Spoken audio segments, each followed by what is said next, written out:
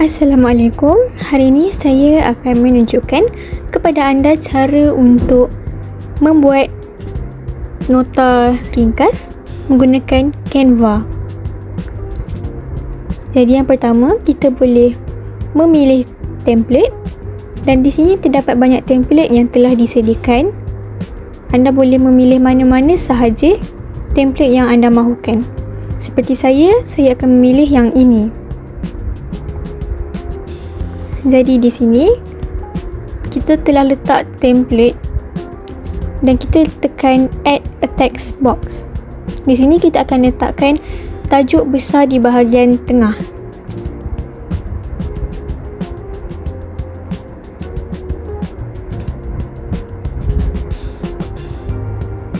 Membina Peter Minda.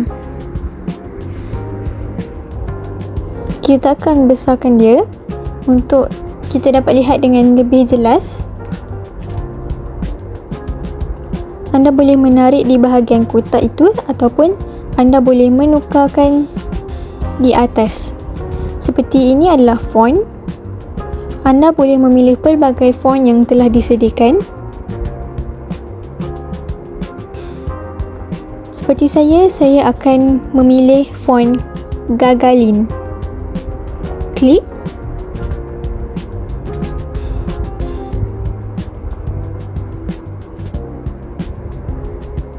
Dan anda boleh memilih warna di bahagian atas.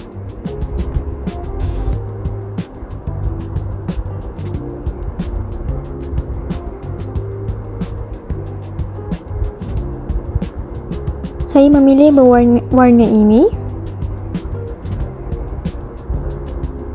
Kita besarkan selaras ataupun kita klik pada nombor di atas. Seperti saya memilih nombor 36. Dan kita besarkan. Untuk merapatkan lagi garisan perkataan, kita boleh tukar kepada line spacing. Begitu.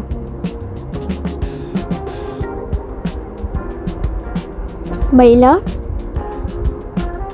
Seterusnya, kita akan meletakkan point di setiap kotak. Sekali lagi kita tekan add a text box.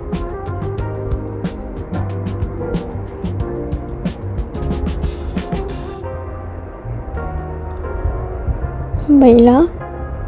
Kemudian kita masukkan teks.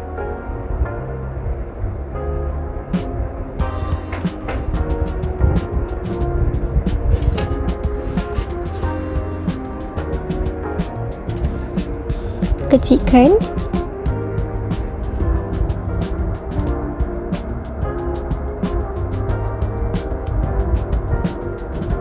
Kemudian kita selaraskan dan ulang pada setiap kotak yang disediakan dengan teks yang telah dipilih.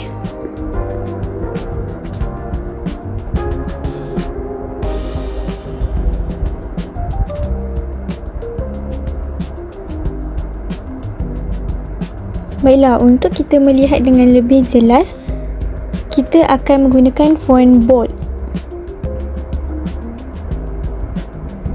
iaitu tebalkan teks. Dan kita akan menggunakan warna yang gelap untuk kita lihat dengan lebih jelas.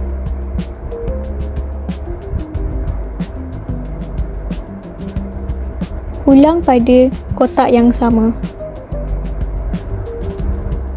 Seterusnya kita membetulkan dan menggrip box teks tersebut dalam kotak yang telah disediakan.